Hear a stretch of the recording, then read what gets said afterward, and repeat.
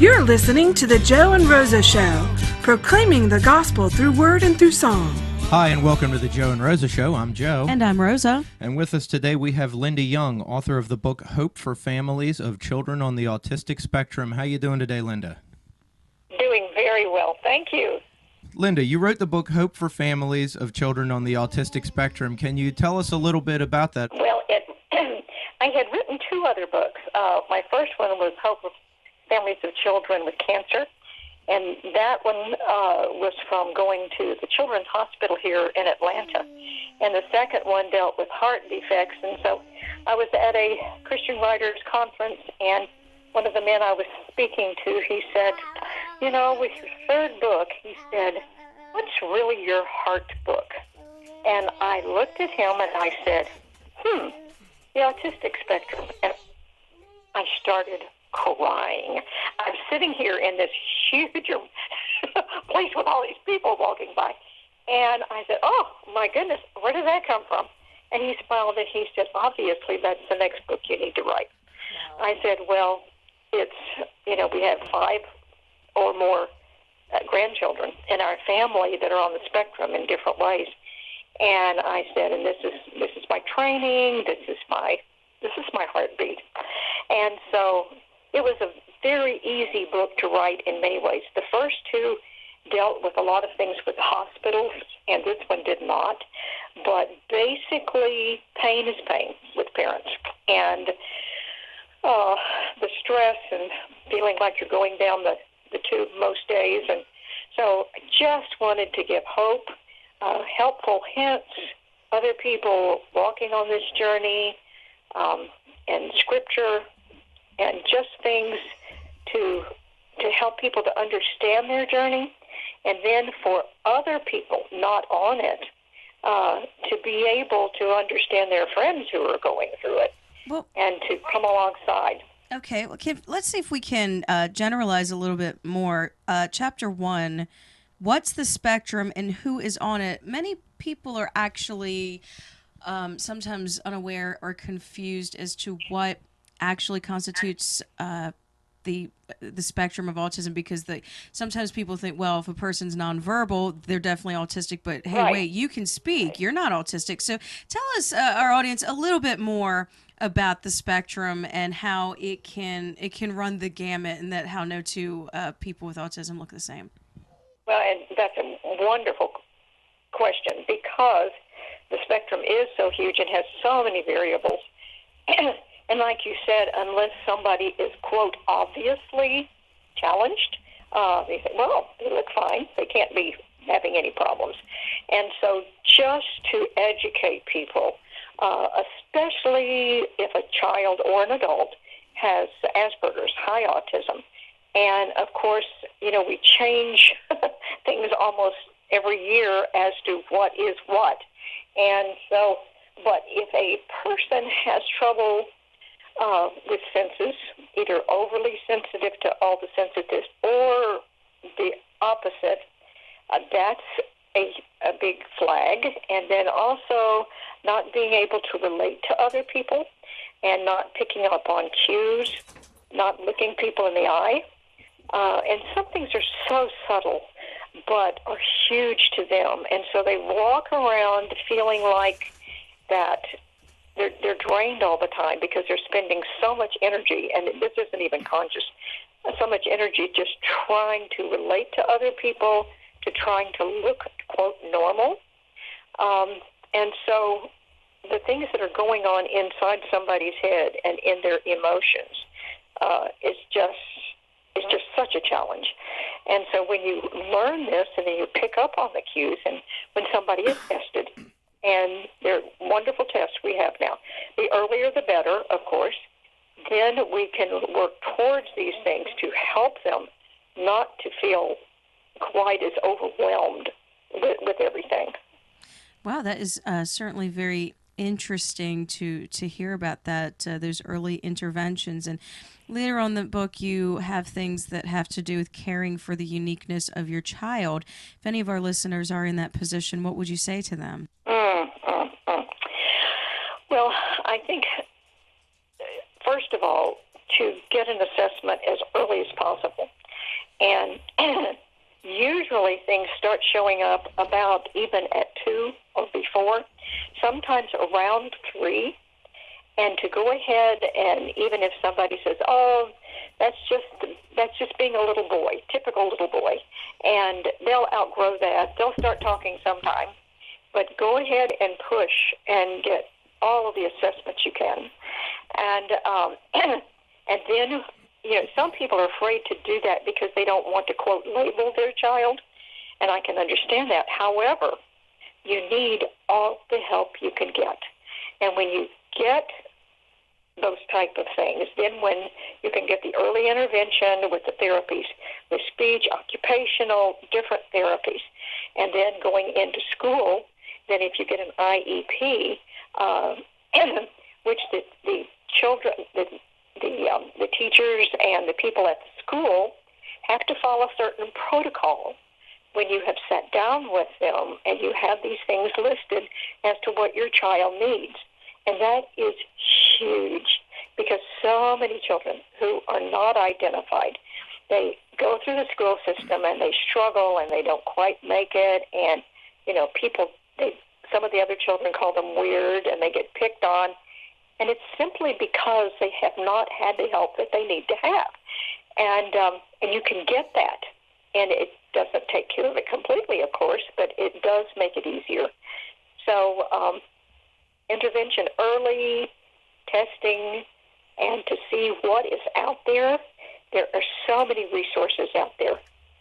And, excuse me, especially through the school system, they have to accommodate you. And if your situation is very severe, they still have to accommodate you. And if they can't in the school, then they will have to pay for other accommodations that you need to get as an individual. Well, now you mentioned occupational therapy. I have heard of quite a number of companies actually looking to hire people who are on the autistic spectrum, due primarily to the fact that with very high-tech jobs, with computer jobs, yes, quite often people with autism are better at focusing on tasks that take a lot of time and repetition. That's correct. And that usually falls into the Asperger part of it, the high autism. And like you said, there's one thing that they are extremely good at, and many times it is a techie type of thing. And some companies really have gotten to be very proactive with that and to help someone to get the job and to keep the job. Now, see, that's where we fall apart many times, is somebody can get a job, but it's keeping the job because it requires that you interact with other human beings, and that's where it's very, very hard. But if you have a company that understands that and a boss that understands that, then they can help with that part of it, and then they can continue to go, which is wonderful. I mean, that's really just gotten to be recently that's happening, and it's just absolutely wonderful, Okay, so then you talk about making sense of your child's senses. Can you tell us a little bit about that? Yes. Well, the 5 senses, most of us, we kind of go through life and we don't even think about it, with lights, smells, people touching, whatever. But if that part of your brain is overly sensitive to these senses, somebody cannot take the lights like in Walmart, and it hurts their eyes, and they talk about it's painful, physically painful for them. Noises. The beeping. Noises. Yeah, the beeping at Walmart, I think, would send somebody. Oh, yeah. Absolutely. Or just being, and I'm not knocking Walmart here. It's just. Yeah, of course. People go. And you go in, and there's so many people, and there's so many noises. Besides just the speaking, but like you said, the beeping and this and that, the smells, they smell things that you cannot smell. And they pick up on that. So they are just bombarded in their senses. It physically hurts them, and they melt down because they cannot deal with it. And you see a child fall to the floor screaming, in a store, and everybody's going, well, if they would just spank that kid or just make them do something. And a meltdown is not a temper tantrum at all. It is totally different. But you almost want to wear a tag on yourself as a mother and say, my child has autism. But then you don't want to draw attention to it and all of that. It's a very fine line to walk. But, many times, Mom, when the child goes into the meltdown, what she has to do is leave her groceries in her bag, in her cart, sweep up the child, and hold him physically and just leave and go to the car. And that's the only way to survive it.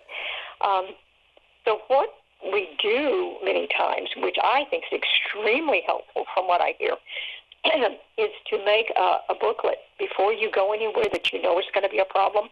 It's going to have a lot of sensory type of things like that, or even to the doctor or to the dentist. Oh, that's a biggie. And to, draw pictures or make pictures. Okay, we're leaving, we're getting in the car, we get there, this is what this looks like, this is what's going to happen. And then we leave and we come home. Coming home is the final picture.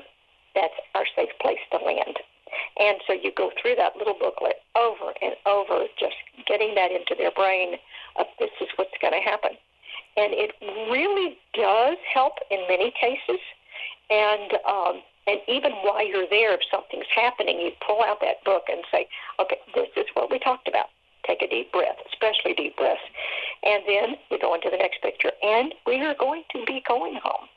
And so just so many different things. There are a lot of things on the web with blogs. A lot of information isn't good, but a lot is good. And you can pick up things from other parents, what they do in these situations. Just, type in different things. And it's just amazing what people have come up with that help. Well, it seems like a lot of the advice you have is basically how to deal with your child so that everybody else will find them to be acceptable. And I can't help but think that if all of us had a little more grace and understanding toward each other, that job might be a lot easier. Oh, absolutely. So we're just about out of time here. Can you tell me, do you have a website you'd like to direct people to? Where can people find your book and find you online? Exactly. Oh, okay. My website is hopeforfamiliesonline.com. Just like it sounds. hopeforfamiliesonline.com. And then, and on that is my email address, which is Kindred Spirits International, which is INTL @yahoo.com. And then my books can be, if you go to a bookstore, it won't be on the shelf probably because it's a very small niche in many ways, but you can ask for it and they can order it. Of course, it's on Amazon and Barnes & Noble and all that. And it's also an ebook. It's put out by Leafwood Publishing, and you can go through their website too. And so it's a paperback and an ebook, and so you can get it that way. They can contact me, and I can get books to them. So anyway, I think those are the main ways. Yeah. Okay. All right. Well, I thank you so much, Lynda Young, author of Hope for Families on the Children of the Autistic Spectrum. I thank you so much for joining us today on the Joe and Rosa Show. Well, thank you for having me. I really appreciate it. You can find us at lifeinsidetheHouseontheRock.com.